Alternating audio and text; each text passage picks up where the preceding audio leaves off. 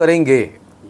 हम मुसलमानों के साथ, आपको लगता है कि भारत में आजकल में 5 आदमी मर गए मस्जिद की तोड़ने के चक्कर में, आपको कुशीनगर में। अब जी बंटी जी बताया जाए, प्रेस वार्ता आज किस लिए रखा गया है?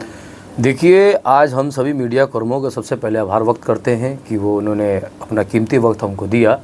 और ये इसलिए ये पीसी रखा गया है कि 22 मार्च दिन शनिवार, समय 10 बजे, जगह लिमरा होटल, जो गैर कौम का एंट्री होना हमारे वक्फ बोर्ड में, उन्हीं के विरोध में हम लोगों ने एक सभा रखा है, कॉन्फ्रेंस रखा है लिमरा होटल में।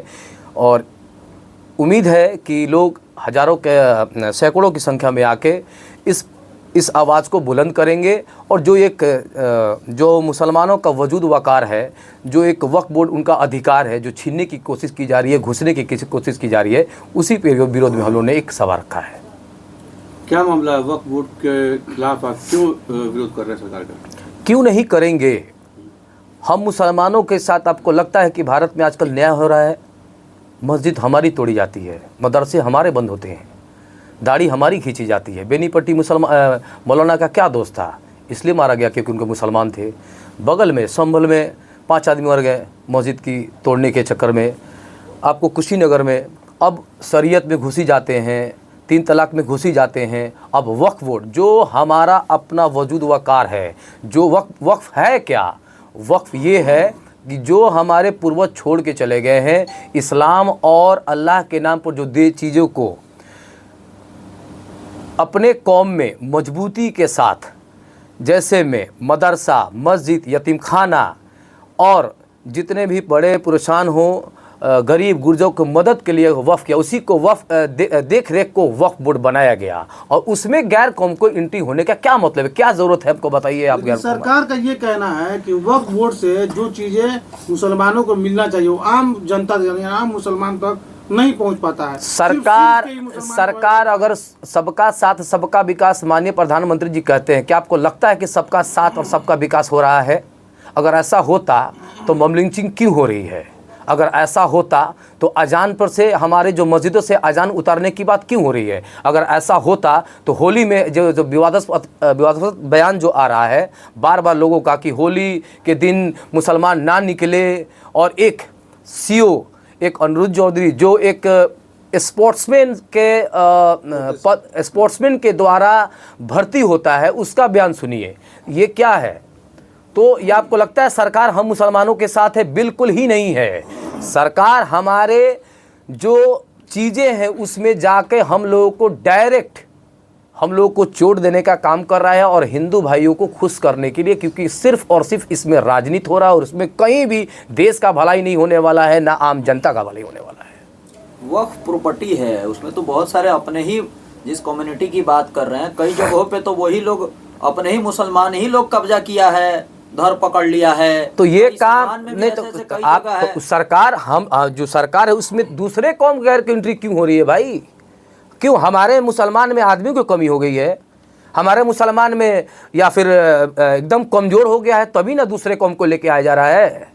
उनके धर्म में हम मुसलमान कब किसी एंट्री मारते हैं या फिर कोई सरकार एंट्री मारता है? हमारे ही मुसलमान कौम पे क्यों ऐसे हो रहा है? और इतना बड़ा परेशानी क्यों आ गया है कि वक्फ बिल को देखिए, ये ज़मीन हड़प के, ये ज़मीन को पूरी तरीके से, आज 2 घुसे हैं, कल पूरे घुस जाएंगे, और हमारी ज़मीन, हमारा जो दिया हुआ, जो हमारी अपनी जो ज़मीन है, वो सबको छीनने की कोशिश की जा रही है। मुसलमान भी तो हड़पे हुए हैं। मुसलमान हड़पे हुए तो मुसलमान पे कार्रवाई होगी, इसमें एंट्री मारने की क्या जरूरत है? एनडीए की सरकार में 2 अहम दल हैं, एक नीतीश कुमार का और एक सीके नायडू का।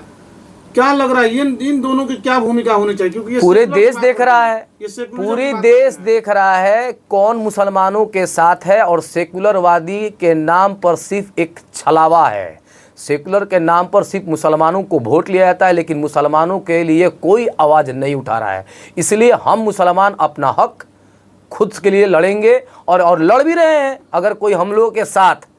और देखिए क्या विडंबना है, अभी विधानसभा में योगी आदित्यनाथ का क्या बयान था? कठमुल्लावादी। 34 विधायक हैं, लेकिन किसी की हिम्मत थी कि एक बार बोल दे कि अपशब्द बोलने की आपकी क्या ज़रूरत है? और उर्दू, हर जगह उर्दू, बिना उर्दू का कुछ काम होगा? उर्दू में भी सवाल उठ रहा है। तो उर्दू भाषा किसकी है? हम मुसलमानों की है। तो अब कहीं ना कहीं हम मुसलमान सिर्फ और सिर्फ प्रताड़ित हो रहे हैं, परेशान हो रहे हैं, और ये सिर्फ और सिर्फ मुसलमानों के लिए ही है और कुछ नहीं है। 2 लाख की बात नहीं करेंगे। 34 विधायकों की बात कर रहे हैं जी, और कह रहे हैं कि वो डर गए योगी से। बिल्कुल डर गए। उनका कोई जवाब है तो बताइए। अभी तो आप देखें ना, 2 मुसलमान की इस बात का डर विधायक डरने लगेंगे तो आम जनता क्या करेगी? फिर डर है कि जेल जाएंगे, या तो वो गलत होंगे तभी डर रहे होंगे, या फिर अल्लाह का खौफ नहीं होगा।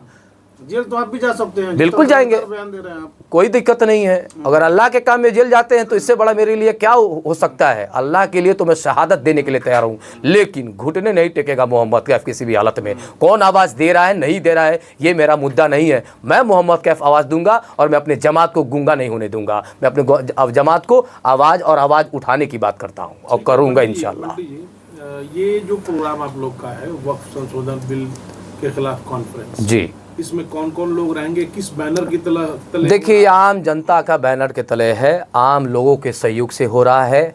ये चांद पाली के जो पैक्स के चुनाव जीते हैं मेहताब आदमी, उनका भी एक सहयोग है, और भी बहुत सारे लोग हैं, जैसे कि जो लिमरा होटल में हो रहा है उनका भी सहयोग है, और लोगों का भी सहयोग है, सारे मुसलमान भाइयों का सहयोग है। और इसमें एक आदमी, जो एक मौलाना आ रहे हैं जो मधुबनी बेनीपट्टी के जिनके साथ जुल्म हुआ, वो भी इस कॉन्फ्रेंस में शिरकत कर रहे हैं, जिनका नाम मौलाना फिरोज साहब है।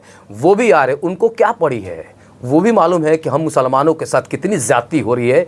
वो भी शिरकत आके हम मुसलमानों को आवाज़ को बुलंद करना चाहते हैं और हौसला अफजाई देना चाहते हैं कि कितना भी जुल्म हो, क्योंकि जीत सच्चाई की होगी, जीत संविधान की होगी, और ये लड़ाई संविधान की लड़ाई है, और संविधान रहेगा तो हम सभी रहेंगे। बेनीपट्टी के जिस मौलाना की आप बात कर रहे हैं उसको पुलिस ने बड़ी बेरहमी से पीटा था। बिल्कुल पीटा था। उसके बाद भी ये वक्फ बोर्ड में, ये वक्फ कॉन्फ्रेंस में शामिल हो? बिल्कुल, ये आपको 21 तारीख को आ जाएंगे, और मैं सभी आपके जितने भी हमारे पत्रकार बंधु हैं और बड़े भाई हैं, आप लोगों से निवेदन है कि आप उस दिन आइएगा और उनसे प्रेस कॉन्फ्रेंस कीजिए और उनका दर्द लाइव लोगों को दिखाइए कि हम मुसलमानों के साथ, टोपी वाले के साथ, दाढ़ी वाले के साथ, एक उलेमा, एक कारी के साथ कितना जुल्म हुआ, वह खुद अपने बयान से बोलेंगे। मैं कहूँगा तो लोग कहेंगे कि ये बनावटी बात बोला, लेकिन अगर उनके साथ अगर आप उनका पीसी होगा तो आप खुद सोच लेंगे कि मुसलमान क्या सही में देश में मुसलमान के साथ क्या हो रहा है, वो खुद ब खुद बता देंगे आपको। ठीक है, एक सवाल रहेगा आपकी हमारी तरफ से। आप चूँकि ये इस तरह के जो भी प्रोग्राम कर रहे हैं, आपको कई जगह देखा गया है सोशल मीडिया के माध्यम से, आप जहां मुसलमानों की बात होती है आप वहां जाते हैं, तो एक धड़ा है जो ये कह रहा है कि ये सब आप इसलिए कर रहे हैं क्योंकि आपको मुसलमानों का नेता बनना है, आप राजनीति कर रहे हैं, ठीक, मुसलमानों का नाम लेकर। एक बात पूछना चाहता हूँ कि अगर हक की आवाज़ बोलना, अपने जुल्म के खिलाफ लड़ना, क्या ये नेतागिरी है? मैं कब बोल रहा हूँ कि मुझे टिकट दे दीजिए? मैं तो कहता हूँ कि जमात को टिकट मिले, मैं तो कहता हूँ कौम को टिकट मिले। मैं अपनी बात कभी कहता ही नहीं हूँ। मैं रहूँ ना रहूँ, मेरी जमात ज़रूर रहेगी, ये आप मानते हैं ना? तो ये लड़ाई मेरी जमात की है ना कि बल्कि मोहम्मद कैफ की है। ये कॉन्फ्रेंस करने से अगर किसी को गलत लगता हो तो वो ना आए, लेकिन मैं सभी मुसलमान भाइयों और ख़ासतौर गैर कौम हिंदू भाइयों को बोलता हूं कि आप हमारी मदद कीजिए, और जो गलत है उसे गलत बोलिए, जो सही है वो सही बोलिए। यही संविधान कहता है। और कौन क्या कह रहा है नहीं कह रहा है, मैं उनके पीछे नहीं जाऊंगा। 20 सालों से सिवान के मुसलमान जानते हैं कि मेरे साथ क्या हो रहा है। एक रहबर नहीं है सिवान के मुसलमानों में, अगर है तो बताइए वो कहाँ है, किस मुद्दे पर बात करता है? क्या NRC पे बात होता है, UCC पे बात होता है, CA पे बात होता है, मौलाना पिटते उनकी पे बात होता है? अगर है तो बता के दिखाइए हमको, आप कहाँ हैं वो मौलाना, कहाँ वो रहनुमा कहाँ है? आप कह रहे हैं मुसलमानों का सिवान में रहबर नहीं है? बिल्कुल नहीं है तो बताइए। क्या मोहम्मद कैफ और बंटी रहबर बनना चाहते हैं? बिल्कुल नहीं। हमारी जमात के लोगों में से आवाज निकले, हमारे जमात के लोग आगे बढ़े। मुझे कोई लालच नहीं है, अल्लाह शाहिद है। मैं किसी को खुश करने नहीं आया हूँ, मैं अपने अल्लाह को खुश करने, और अल्लाह खुश तो मेरा सब कुछ खुश। मुझे कोई फ़र्क नहीं पड़ने वाला है कि कौन खुश हो रहा है नहीं खुश हो रहा है। आप खुश हो रहे हैं, सरफराज भाई खुश हो रहे हैं या कोई खुश हो रहा है, मुझे कोई लेना नहीं। मेरा अल्लाह को खुश करना काम है, क्योंकि मेरा मौत पे ईमान है। मुझे मालूम है आज नहीं तो मैं कल मरूंगा, तो मैं ऐसे अपने नस्ल को संदेश दे के जाऊँगा, मैसेज दे के जाऊँगा, कोई तो होगा जो लड़ के मारा झुक के नहीं मरा। एक सवाल, आप मुस्लिम की बात करते हैं, मुसलमान हाँ की हाँ बात बिल्कुल करते हैं, और भी बहुत सारे लोग हैं जो हिंदू धर्म की बात करते हैं, अपने धर्म को आगे बढ़ाने, मंदिर की बात करते हैं। मैं धर्म की बात नहीं करता हूँ, मैं अपने लोगों की बात करता हूँ, जमात की बात करता हूँ। मैं किसी भी धर्म के खिलाफ अगर एक भी वर्ड बोला हूँ तो बता दीजिए आप। किसी भी धर्म के खिलाफ एक वर्ड जो मेरे कौम के खिलाफ बोलेगा मैं उनके लिए मैं बोलूंगा, और मैं ऑन द माइक कह रहा हूँ, मैं किसी भी धर्म के खिलाफ नहीं हूं, क्योंकि मैं मोहम्मदवादी हूं, और मोहम्मद वाली एक इंसानियत का मिसाल है, मैसेंजर ऑफ गॉड है। और भी लोग हैं, पॉलिटिकल पार्टी है, वो लोग भी अपने धर्म, अपने समाज, अपने जाति, मंदिर की बात करते हैं, तो वो क्या मतलब उनको आप मतलब वो किस हिसाब से गलत? मैं आपका जवाब देना चाहता हूं। जब भी कोई जुलूस निकलता है, खासतौर मुसलमान वर्ग का, चाहे वो रबीउल का हो, चाहे वो मुहर्रम का हो, या चालीसवा का हो, या फिर अन्य, क्या आप कोई बता के दिखा दे, कोई माइक का लाल, मैं चैलेंज करता हूं कि कोई मुसलमान का लड़का किसी मस्जिद पे कोई झंडा दिखाते हुए दिखा दीजिएगा, लेकिन मैं आपको दिखा सकता हूं मंदिर पे झंडा लगाते हुए दिखा दीजिएगा तो मैं आपको मान जाऊंगा, लेकिन मैं आपको साबित करके दिखा दूंगा। और आप देख भी रहे हैं कि हर जगह मस्जिद पे झंडा लगाने की कोशिश हो रही है, तो मैं किसकी बात करूं? परेशान हम हैं तो बात दूसरे करूं। मैं तो उनको गाली नहीं दे रहा हूं, मैं उनको भरा बुला नहीं कर रहा हूं, ना मैं उन पर क्वेश्चन उठा रहा हूं। अगर आप अच्छे से रह रहे हैं तो मुझे भी संविधान कहता है मुझे भी अच्छे से रहने का। अगर आप टीका लगाते हैं तो मुझे भी है टोपी लगाने का हक है। अगर आपका मंदिर का घंटा बजता है तो मेरा भी हक है आजान का माइक लगे। मेरी ये लड़ाई है, बराबरी की लड़ाई है, और हम इस्लाम को मानने वाले हैं। जहाँ इस्लाम रहेगा वह इंसाफ होगा, और इंशाअल्लाह जीत संविधान की होगी, इंसाफ की जीत होगी। हिंदू धर्म के बारे में आप क्या सोचते हैं? बहुत अच्छा सोचते हैं। जो राम को मानते होंगे निश्चित तौर पर वो बहुत बेहतर होंगे, और जो गोडसे को मानते होंगे जिंदगी में बेहतर नहीं होंगे। गोडसे पहला आतंकवादी है भारत का, उसका कोई भी उसका देखिए, उसको मानने वाले भी है, लेकिन कोई मतलब नहीं है। अपना जिसको जो माने, यही तो संविधान की खूबसूरती है कि जिसको जो मानना है माने, लेकिन किसी दूसरे कौम के में हस्तक्षेप ना करे। सवाल यह है पंडित जी कि जी, आज के डेट में जो कोई भी किस तरह का बयान दे रहा है वो सही क्यों न हो, लगता हो उन्हें, उन पे NSA जैसे कानून लग जा रहे हैं, तुरंत उनकी गिरफ्तारी हो जा रही है। कोर्ट है। वहीं दूसरी तरफ कुछ लोग ऐसे हैं जिन्होंने ये भी कहा था कि गोली मारो सालों को, इस तरह के नारे लगाए, उन्हें सम्मानित किया गया, उन्हें यहाँ तक कि कई बड़े पद दिए गए। उसमें कहीं आपको ये डर नहीं लगता कि कहीं आपको भी इस तरह का निशाना बनाया जा सकता है?